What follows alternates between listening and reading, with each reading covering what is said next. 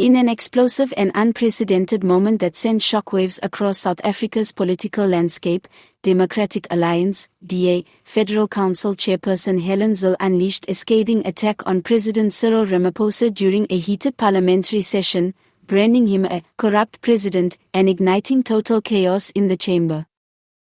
What began as a routine debate on state accountability quickly spiraled into a full-blown political storm. Zille, known for her sharp tongue and unwavering stance on government transparency, stood firm at the podium and directly accused President Ramaphosa of presiding over what she called a mafia state dressed in constitutional clothing. Her comments stunned not only ANC MPs but also members from other parties who were visibly shaken by the intensity and boldness of the statement. President Ramaphosa cannot continue to parade himself as a reformer while sitting on mountains of scandals and shielding those involved in state capture 2.0, Zille declared. We are witnessing the decay of moral leadership, and I will not stand by while South Africans are betrayed by a corrupt president and his inner circle.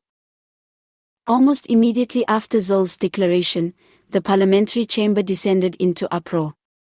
ANC members leapt to Ramaphosa's defense, shouting over Zille and demanding that her remarks be withdrawn.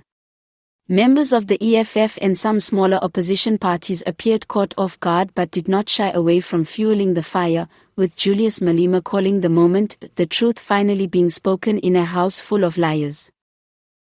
The Speaker of Parliament struggled to regain control of the session, repeatedly calling for order as MPs engaged in shouting matches, finger-pointing, and desk-thumping.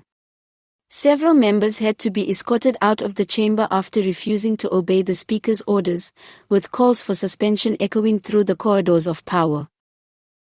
"This house is not a tavern," the Speaker exclaimed at one point, her voice almost drowned out by the noise. "If this continues, we will adjourn and reconvene under stricter terms." The President's spokesperson was swift to respond outside Parliament, calling Zille's comments defamatory, desperate, and driven by political opportunism.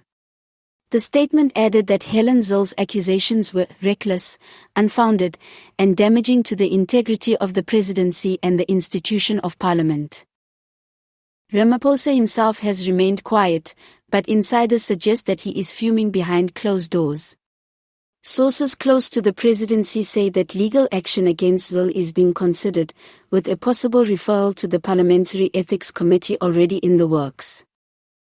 South Africans are deeply split on the issue.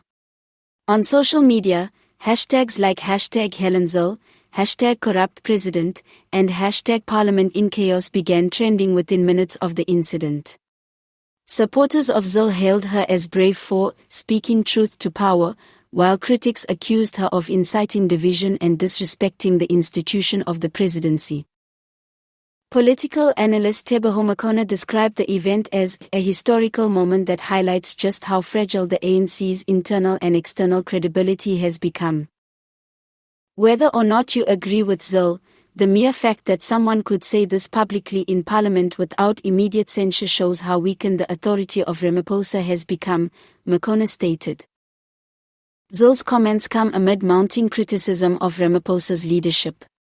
From the Fela scandal to unresolved issues around Eskom, the collapse of rail infrastructure, and growing poverty, many South Africans have grown increasingly frustrated. The ANC's internal divisions and factional battles have only added fuel to the fire.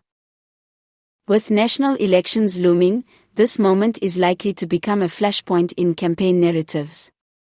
The DA may capitalize on the statement as a rallying cry for accountability, while the ANC will almost certainly frame it as an attack on democracy and transformation.